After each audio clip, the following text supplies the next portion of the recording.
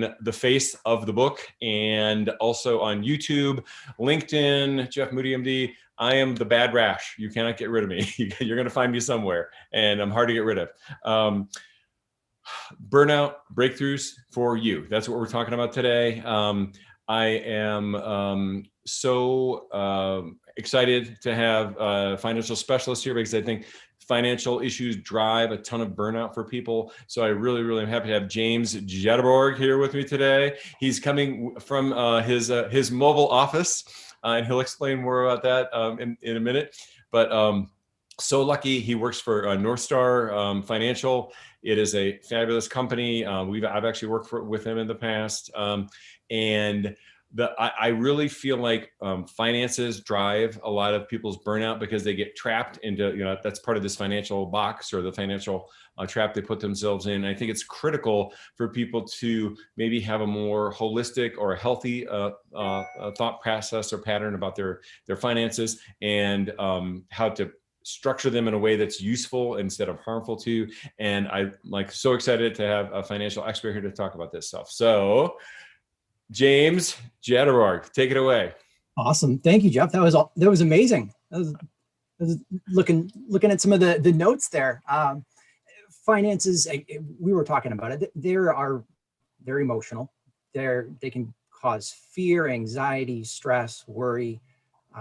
It's no different in the physician world. And so I think you guys have, as a group, as a profession, you've been on this path for such a long time. I mean, you undergrad, med school, we've got 3 years of residency. There might be an internship year. Maybe you're doing a research year or two. You've got fellowship. For me, 7 years.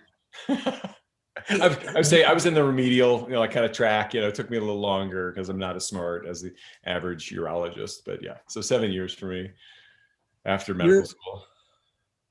It's unbelievable. So you guys have so much time invested in this, and then you get to a point where you're ready to break. It's and also just like that whole deferred, delayed gratification, deferred. You're like, okay, I'm 33. I've been in school since I was 5. So I'm like, we go from making what 50, 55, 65, 75, depending on the fellowship. The income goes up 3, 4, 5, 6 times. And at a certain point, you guys do snap financially, and we just buy stuff. The goal is we don't snap so many times that we're completely broke, but then that doesn't go away financially. I mean, once you're out as an attending, there's more pressure and more pressure. And I talk about this in the book, but I do think it's interesting that there's kind of like this almost this societal expectation that because you're a doctor,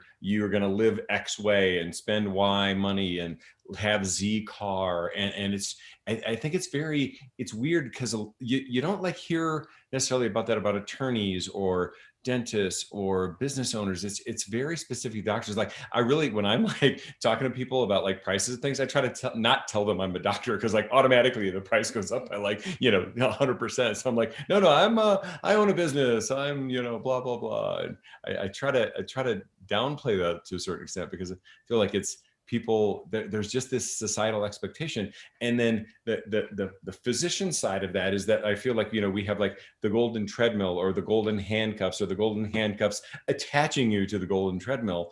Because people are like, how can you be sad making whatever hundreds of thousands of dollars a year? I'm like, well, A, I'm running pretty hard. And B, now that I've built up a lifestyle that is, dependent on that income, then you got to keep running. And again, that's kind of, poor me, kind of thing. But I think people get trapped. So that's kind of my thing. So I guess my big question is, A, do you see that? And I think it's probably true. And B, what process or what steps do you go through with your clients to try to ameliorate it or help them realize where to go next? And by the way, compliance departments around the world, this is not intended to be financial advice. Please consult your own, professionals, et cetera, et cetera. And I'm sure James is happy that I said that. So yeah, thank you, Jeff. I'm sure my compliance department will make me add something at the tail end, but we'll deal with that then. I mean, how do we unpack it, right? You covered so much in the last 90 seconds.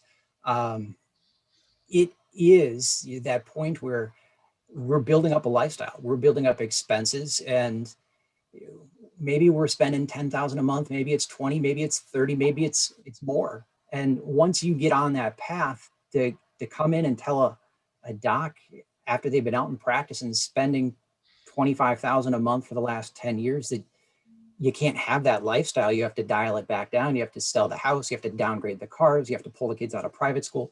It doesn't work super well. Yeah. People get used to things. I would say things that used to be a luxury are now a necessity. I'm like, how did that happen? But yeah, I'm right on board with you, right? When I tell people something, if we're doing a project at the house and we're bringing contractors, I don't tell them I'm in finance. I don't tell them I'm a financial planner. I delete out all that stuff from my email and I'm like, nope, I'm just James. Like, yeah. Just James. Maybe I'm a small business owner, but prices do tend to go up depending on occupations. And I think you mentioned this in your book, that there's a persona around, good or bad, but there's a persona around being a doctor, being a physician. You've worked really hard for it. I see it more when I'm working with younger physicians. Across You're the board. probably closer to the, I would say, the indoctrination process, closer to that training, Like I just finished med school. I'm a doctor. And I'm like, well, you're an intern. You're a PGY1. Yeah. Like you don't want to know what's going to happen next. Yeah. You're a little baby doctor. So yeah. You're a doctor, but you've got a long way to go. And so I loved it. You did a quote the other day, and I think it was a poll or a post. It was doctors are real people too, true or false. And I'm like, that's awesome. Like, yes, you guys, you're real people, your husbands, your fathers, your sons, your business partners, your colleagues, your friends. I mean, you're real people. And I think that gets missed in the world sometimes. And my point with that question was, we have problems just like everybody else. Like I spilled my coffee on myself driving to work, the other day. My car wouldn't start. I have a flat tire. I mean, I'm frustrated and depressed. I mean, we have a lot of the same problems that everybody else has because we're people just like everybody else. But then there's this added level, obviously, of kind of responsibility we have to our patients. Yeah, it's you're a doctor. You've got the medical side behind it. Some of you are business owners. You've got to deal with the business owner side. You've got employees. I think you mentioned it, HR. You've got to worry if there's money in the bank account. Are you going to be able to pay people? Can you pay yourself? Then you bring it home and you've got the family and the kids. There's a lot of pressure around the finances and being a physician and just the world of patient care. I think I read there was a September article from Medical Economics, and it was asking about COVID and how people were feeling with being stressed out, and you could select multiple answers. 93% of people said they were burned out or had felt burnt out in the last year. And it was interesting when we were talking about like when to launch my book, which just came out about a month ago. The Doctor's Burned Out, by the way, The Doctor's Burned Out, A Physician's Guide to Recovery. I kept struggling with like, is this an appropriate time, like to release a book about burnout when everything is so wrong? And everyone who I talked to, they're like, you need to do that. Like, you can't not do it. I'm like, oh, I didn't want to like add to give some people like another job to do. But I think we got a lot of positive feedback from people that like, thank heavens, that we have something to help us. So.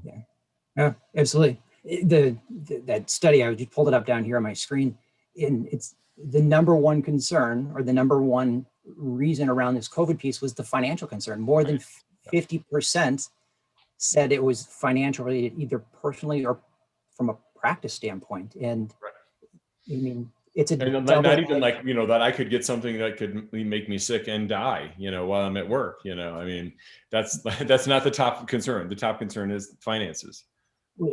Yeah, number two, 50%, 47% was I'm concerned about my personal health or my family's personal health. And I'm like, but number one was still finances. It's at the end of the day, I was kind of saying like, we got to keep the lights on. We didn't pay ourselves for 3 months this year. We paid our staff 100%, and we kept everybody employed. We kept all the benefits and all that stuff. We actually added like mental health benefits that if people needed that, because we felt so strongly about that. Number one. Number two, we also kind of thought like, this is really probably a time limited phenomenon, and I'm like, we can probably last 6 months, without, a salary. But if at the end of the 6 months, we've dismantled our practice and fired everyone, and now like, hey, everything's fine again. Well, clearly, we know it's not so fine, but at least we have a workable situation now.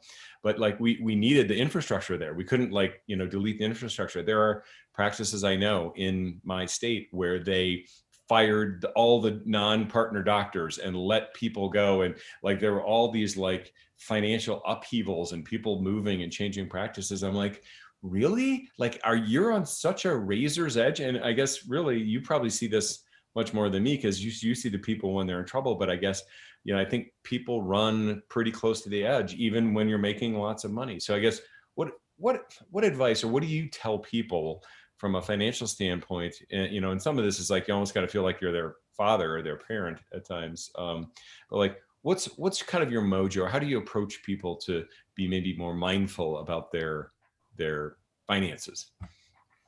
It's so individual, case by case. I mean, everybody's got a unique situation, and you're absolutely correct. Sometimes we feel like we're marriage family therapists. We're not, but like we're dealing with, how do you combine finances with a family? How do you take these very emotional topics and bring them out into the open and talk about things that people don't necessarily want to talk about? And so really making finances a source of strength and comfort, that's our goal. They shouldn't be.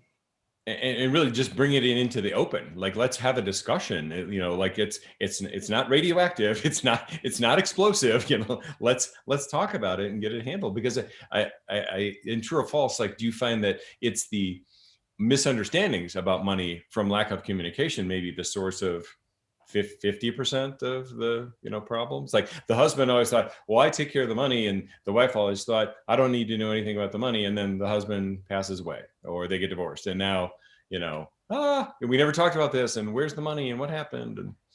And that happens. I mean, it's so, the divorce, and one person handles it, or one person, they both start to show up to the meetings, and then they're like, no, this is really their world. And then one person falls off for a few years, and then something happens, and there's a divorce, or somebody passes away. That adds to it for sure. I think the lack of communication just in the world around money and finances hurts us. I think it's such an emotional topic for people that it's scary, and maybe they don't understand it. I don't know what your experience is. Yeah, in your world, right? They don't talk about how to necessarily operate and run a practice in med school, or in residency, or in fellowship. Zero. It's 100% on the job. Yeah, very little personal finance training. We've got a couple institutions around the country that are doing the physician wellness days, and that's more around mental wellness. And we'll come in and we'll talk about financial wellness as well. But it's just kind of the tip of the iceberg. There's so much out there. So I think the biggest thing is having a plan.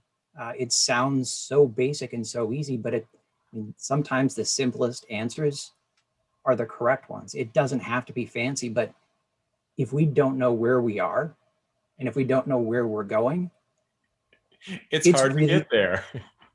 Yeah, it's like buying an airplane ticket, right? Yeah. Unless you know where you're at and where you're going to go, your destination, you can't buy an airplane ticket. Yeah. And so having that plan, knowing where we're going, what we want. You mentioned this. We've got to have some questions and ask them, what are our values? What are our priorities? What are we saving for? One of the challenges I run into is I've got docs that just want to be done. I want to save as much as I can. Yeah. I don't care about anything else. I'm going to work my tail off, do as many procedures and surgeries, and I want to be done at 50. I'm like, why? What are we working for? And I get it. We want to have the option to be done. That's what you guys are, very type A personality. Yeah. Right. And very like plan driven, like I'm doing this, and then I get into undergrad, then I get into the right med school, I get into the right residency. You know, it's like it's all planned out, like it, you know, it's super type A. It has to work out exactly how, you know, we want it to work out. So yes, guilty as charged. It's the option to be done, and that's what our goal is. Put you in a position, you know, that's what the goal should be, in my opinion. You want to be in a position where you have the option to work because you love it, right, and because you care about what you do, not because financially you have to pay the mortgage. You're trapped because you're trapped. Yeah. Chapter 13. Yes. Yes. Medicine becomes a whole lot more fun when you're doing it because you love it. And if you have to, you can tell the practice, the hospital system, the organization to kind of shove it, and you're out. You know, when I survey, I do talks, and when I do talks, I'll survey the audience. I'm like, you know, by show of hands, like, who is burned out from seeing patients or doing surgery? And like 0 to 5% of people will raise their hands from the actual doing the work, you know, of being a doctor. Who's burned out from an electronic medical record? Like, you know, like, yeah. 200%, you know, of hands, you know, go up in the audience. So, you know, it's all the other extraneous things. It's not the work. You know, I kind of tease my patients. I'll tell them, I'm like, my best part of the day is when I'm in the exam room or in the operating room. Like pretty much the rest of it sucks. You know, it's, you know, because like that's not what I signed up for. You know, I didn't sign up for the HR and the tax planning, the strategy and the contracting and the, you know, bad Google reviews and, you know, like everything else. You're like, I signed up to take care of people because I like to help people, you know. Yeah. Okay. So what do you, what's your mojo? What's your, just really a lot of question asking? Is that probably the first thing you really try to do with people, kind of determine what their goals and priorities are? If maybe they don't know, you try to help them along that process. Well, I think any financial professional that you're sitting down with, it should be a goals-based, a values-based conversation, right? If somebody's trying to sell you something or push something down your throat, that's not what anybody wants. Yeah. And so that's where I start. I want to know who somebody is, what drives them, you know, what they care about, what concerns them, what's stressing them out, and then how do we put some steps in place, a plan to move forward? It's a journey. And then do you also try to, like, I know for like a lot of physicians like me, I'm too busy to think about doing things on a regular basis. So it's like you try to kind of automate things or do those types of things. You nailed it. I mean, finances, in my opinion, should be as automated as possible. You want to do check-ins. You want to make sure you're keeping an eye on kind of the pulse, the throttle, but there's so much mental energy you can free up by having a plan that's automated, having bills that are paid, having investment and accumulation strategies that are just going, having everything else just automated. Take that piece and don't worry about it. You guys you're too busy in your careers and your practices, and you should be too busy with your families and your hobbies and the things that you love to worry about this. Somebody has a quote that if you have the resources to resolve a problem, you don't really have the problem. Right. And you could plug in, you know, if you have the money to resolve a problem, you don't really have that problem. It was funny. We're doing some work in our backyard, and it's been 3 years of me on weekends when I get a free day, Sunday afternoon, trying to rake it up and make it nice again, and then replant grass seed and bring in sod and water, and then do it again and again and again. And finally I'm like, so the dogs run around the trees and it's just dirt now. It's bare dirt, it's compact. My wife's like, let me call somebody. Are you sure? Okay. So she calls a rock around the trees, you know, some shrubs.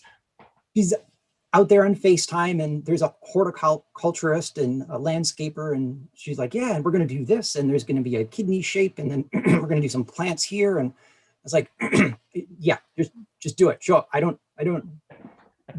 And like one afternoon, they like took care of like what you've been dealing with for like years, you know. Yeah, she shows up on Saturday morning, and this is what we should be doing, right? What you love. I'm getting the smoker ready because we're going to do pulled pork for dinner, and so we've got a bit of a smoke for the day to go. And so we're getting that ready, and she shows up with her truck and pulls into the yard, and she's got the kids in for soccer practice or a tournament. And she's like, I'm going to do this and that. I'm like, just take care of it. Yeah. So she spray paints some stuff and puts some plants there. And she's like, my husband and the team will be here in 15 minutes. She leaves, they pull up, they get out of their truck. I wave and smile, like, you guys need anything from me? They're like, nope. I'm like, awesome. I go inside, play with my daughter, the dogs, hang out with my wife. 2.5 hours later, I go outside. They're gone. The yard looks beautiful. It's a wonderland. Yeah. It took me 3 years to figure out I should be offlining this to somebody who loves and plays in this world. Like, Yep. so Yep. yeah. If I would say we're very smart about what we do, but sometimes we're not smart about like what we should be maybe outsourcing, or what, what's the best use of our time, It's so crazy. Anyway, it's, yeah. Well, I had a question for you. So Okay. I've been reading your book. I read a lot of books, but I do a whole lot of audiobooks. Oh, okay. I was curious, how likely is it that we're going to have a Jeff Moody audiobook on The Doctor's Burned Out? I would say there's a 100% chance in the next month I'm going to have an audiobook, since it's already recorded and we're just waiting to get out. Because you're about the 5th or 10th or 20th person who's asked me, he's like, hey, are you going to have audiobooks? I like to listen to books in the car or whatever. I'm like, oh, I guess I need an audiobook. So that's coming out. I probably, if not in November, then December more than likely. So yeah, but I will make sure we get that well publicized when it comes out. But yeah, I'm a big fan. The way I think of that, I'm a fan of using technology to like leverage my time. So like I listen to books in the car, I listen to podcasts in the car. I have like, earbuds so I can listen to stuff when I'm out like running errands and I don't bother other people. There's a book summary service called Blinkist. I don't know if you've ever heard of that. I love that. Did somebody mention that at HPS maybe? Yeah, I love that. I listen to my I have a book, like an audio, downloadable audio, like monthly summary of medical articles. I listen to it while I'm exercising, and I get my CME and I exercise. So I think there are lots of ways to leverage your time to get into the things that are a priority, like learning or fitness or health and wealth and wellness. By you like make technology serve you instead of being a servant, especially to social media and all those things. So yeah. Yep, all right, absolutely. so question, James Jaderborg, have you been burned out? Okay, how much time do you have? Well, okay, so what did you do? What happened? What's the story? How did you get better? Most of us have heard your keyboard story, which I love, by the way, about EMRs. I didn't realize it until I read that part, but I think I had more of like a laptop moment. And this was back in 2015. I had a lot of, we call them interns and residents when they're in training with us. Right. But I had a lot of them on the financial side, and I couldn't figure out, every 4 to 6 months, I would go through a new laptop. And I kept asking our IT department, like, what's going on? You guys are buying these laptops. They're like $2,000. They're business quality. Why do they keep breaking? And I was like, oh. It turns out I was going through burnout. Yeah. I would keep yapping so hard. I'm just like, why aren't you working? And apparently when you go like this on the keyboard that has the computer inside of it, that's not good for it. So there was like 2 years where I couldn't figure out why I was going through so many laptops. And it is a symptom of a larger problem. The thing I was telling my clients, I'm like, look, the first step in the 12-step program is realizing you have a problem, and if you've gone to work every day for a month and you've had a bad day every month or every day for a year, I'm like, it's probably not the work. It might be the work, but it's like, it's also your reaction to it. So what did you, other than like maybe getting a padding for your keyboard, what was the solution for Mr. Jaderborg? A new laptop, another new laptop first, but I was lucky enough to surround myself around people who helped me realize that, because I wasn't seeing it from the inside, from the outside, like you might need to change a few things around what you're doing. And so we put some systems and tools and processes in place to offline some of the stuff that wasn't my world. It wasn't what I was good at. It wasn't what I loved. Technology, for instance. So. Absolutely. And so I had a mentor that said, do a 21 things list. What are the 21 things you absolutely have to do in your practice? And then rank them. At the top, the things you love doing the most, and the bottom, the things you hate doing the most. And then just offline, take the bottom 5. I was going to say, take the bottom 10 and, find somebody else to do those. The top 3, that's your job duty. The bottom 3, that's somebody else's. The middle third, how do you create systems and processes to automate them, to offline them? So that's perfect. I love that. And then what did you think? Were you, was that useful? Was that beneficial? Yeah, I got a new laptop recently, but this last one, it lasted like 20 months. So I was ecstatic. Good for you. I'm sure you're using that thing like 24/7. So I'm sure you put the miles on it. That's for sure. What do you feel like, or do you have like a recipe for financial peace of mind, or like a way, something you try to lead your clients to, I guess? I'm not sure there's a recipe. I think there's always a plan. Yeah, there's a process, a plan, and it's challenging because if a patient comes in and they're complaining about, and this wouldn't be in your office, but if they're complaining about a broken arm or their arm hurting a whole lot because they fell off their bike or whatever, you're not going to start examining their little toe, right? You're going to, and so I think there can be a challenge in our industry where people want to start with a little toe and work their way up when somebody's saying, my arm's hurt, I think I broke it. So there is a process to getting people on track, to have a plan to reach financial freedom, financial independence, whatever their vision and definition of that is. But it starts a little bit differently for everybody. Somebody might be concerned about the retirement. Somebody might be concerned about taxes. Somebody else, maybe the $500,000 of student loans they have is their number one concern.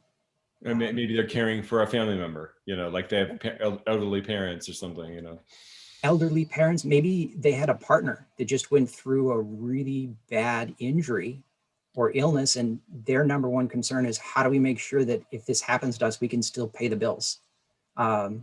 So it's all case by case, but eventually it comes around to, how do we make sure this piece works together so that no matter what happens, you have a safe place to go to for money, a safe bucket, so to speak, at any point in time, and that your finances are really that source of strength and comfort. We know it's never going to be completely done, but having a plan can help. Process and evolution. Yep.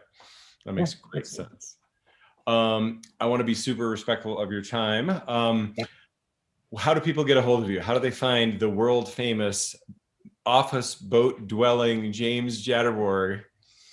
I just noticed while we were talking too, I had shortened my name. It's fine. So you can't tell how to spell my name by looking at the video because I only have James on there, but James Jaderborg, if you Google it, it's there. You can go on LinkedIn, James Jaderborg. You can go on to North Star's website, North Star Resource Group, North Star Consultants. You can go to the physicianwealthteam.com. That'll bring you into, so there's resources. I don't think there's a whole lot of James Jaderborgs out there.